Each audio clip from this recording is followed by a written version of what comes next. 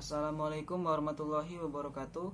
Perkenalkan, nama saya Syaiful Amri dari Prodi PJKR NIM 200411 dari Universitas Primagraha, akan menjelaskan atau mempresentasikan tugas UAS Bahasa Indonesia, yaitu membuat esai.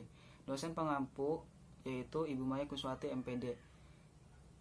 Baiklah, saya akan menjelaskan atau mempresentasikan esai saya yang bertemakan kegemaran. Kegemaran atau memaparkan aktivitas atau hobi yang sering saya lakukan atau disenangi dan digemari oleh saya.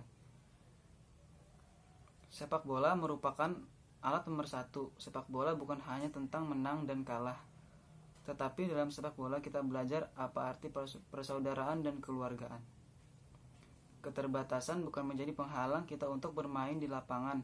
Sepak bola tidak pernah melihat siapa kamu, dari mana kamu berasal, dan warna kulit kamu.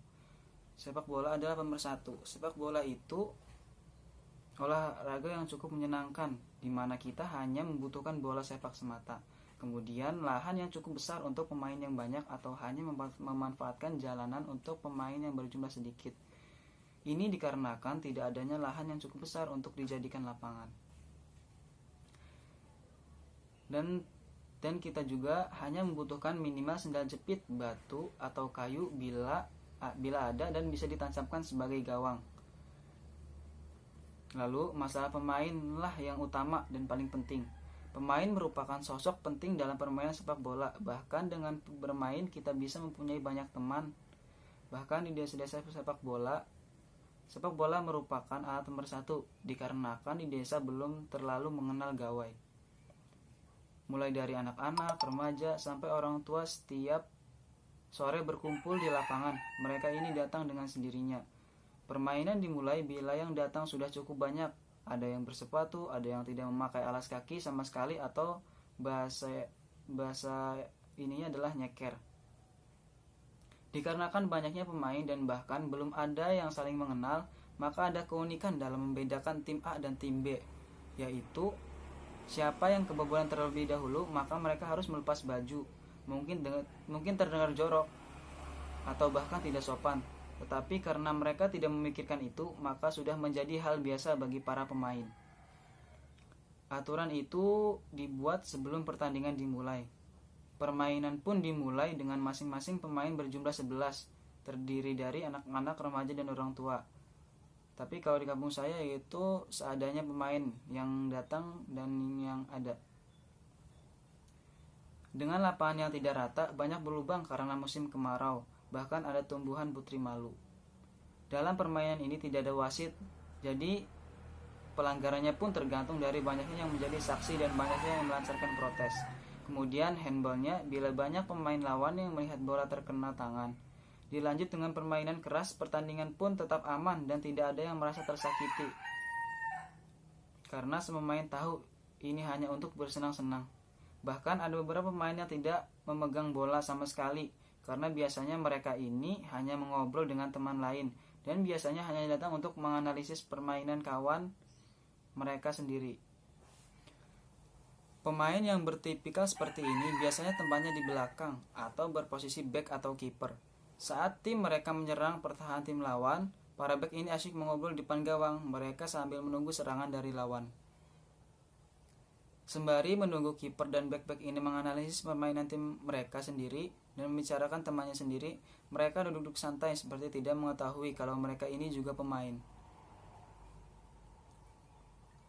Alhasil, orang yang lebih tua pun tak jarang menasihati atau bahkan memarahinya, karena pemain lain bermain dengan sungguh-sungguh, mereka hanya duduk-duduk semata. Dan jika Anda mengerti tentang filosofi dalam bermain sepak bola, maka Anda pun akan mampu menjalani realita hidup ini dengan peran apapun.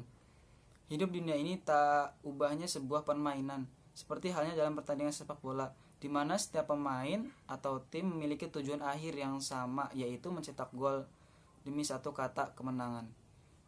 Tentu perlu strategi jitu, latihan keras, dan kerjasama semua lapisan tim untuk bisa meraih sebuah kemenangan. Dan tidak boleh berhenti berlari sampai peluit panjang dibunyikan tanda berakhirnya sebuah pertandingan.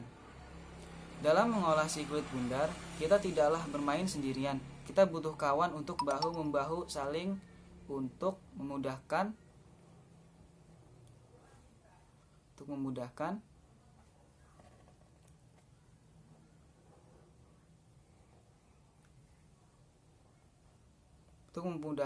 kita menceploskan bola ke gawang, diperlukan kerjasama yang apik antara pemain dan posisi dalam sebuah tim, kesebelasan jika ingin menjadi pemenang. Dan yang tidak boleh kita lupakan adalah jika ada kawan sudah pasti ada lawan. Untuk memburu sebuah gol memang bukanlah perkara mudah, sebab usaha kita akan dihalang-halangi oleh lawan kita yang jumlahnya sama dan punya tujuan yang sama pula. Oleh sebab itu, tidak ada cara lain selain mengerahkan seluruh tenaga dan kemampuan kita guna merengkuh trofi juara di ujung laga. Dalam kehidupan dunia nyata, kita juga punya kawan dan lawan. Kawan kita adalah orang-orang yang ada di sekitar kita yang bersedia untuk mendukung dan membantu kita. Bisa keluarga, saudara, sahabat, atau juga tetangga. Sedangkan yang menjadi lawan kita adalah hawa nafsu dalam diri dan segala hal yang bisa menjatuhkan langkah dan menjerumuskan hidup kita. Meskipun kita telah berusaha dengan cara yang baik untuk mencetak gol tanpa ada niat untuk mencederai siapapun, namun tak menutup kemungkinan orang lain atau lawan kita lah yang akan berlaku curang untuk menjaga laju kita. Hal ini jika dalam sepak bola dinamakan pelanggaran, dan yang melanggar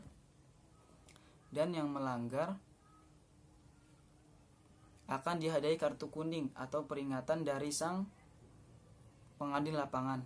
Jika kemudian masih dihadiahi kartu kuning atau peringatan dari sang pengadil lapangan, akan diganjar dengan kartu kuning kedua yang otomatis menjadi kartu merah. Itu artinya kartu merah adalah sebuah simbol dosa besar yang haram dilakukan dalam sebuah pertandingan sepak bola. Pun dalam hal hidup ini, meski kita sudah bersikap baik kepada siapapun, kapanpun dan dimanapun, tak jarang pula banyak dari mereka lawan yang berupaya untuk melukai bahkan ingin mencelakakan kita. Namun kita jangan marah dan gegabah. Tetaplah menjadi pemain yang baik dan sportif. Kita tidak perlu membalas kecurangan atau pelanggaran dari lawan. Biarlah sang wasit yang akan memberi kartu peringatan kepada si pelanggar atau mereka yang bertindak curang. Kewajiban kita sebagai pemain hanya satu, yaitu berjuang sebanyak-banyaknya demi sebuah kemenangan. Kesimpulannya adalah, dalam permainan sepak bola yang paling penting adalah kerjasama dan kekompakan saat bermain, karena sepak bola adalah permainan tim, bukan permainan individu. Sehebat apapun permainan individu kita dalam bermain sepak bola, kita tetap membutuhkan tim. Apabila kita bermain dengan kerja sama tim yang bagus, pasti akan lebih mudah menggapai sebuah kemenangan. Mungkin cukup sekian dari saya, kurang lebihnya mohon maaf. Wassalamualaikum warahmatullahi wabarakatuh.